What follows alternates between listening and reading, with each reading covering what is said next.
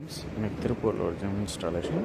Gym home use பர்பஸ்க்காக சின்ன gym தான்.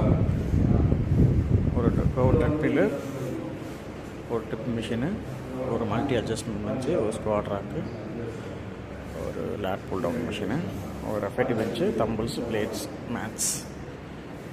அவ்வளோதான் இன்றைக்கி ஒர்க்கு கம்ப்ளீட்டட்.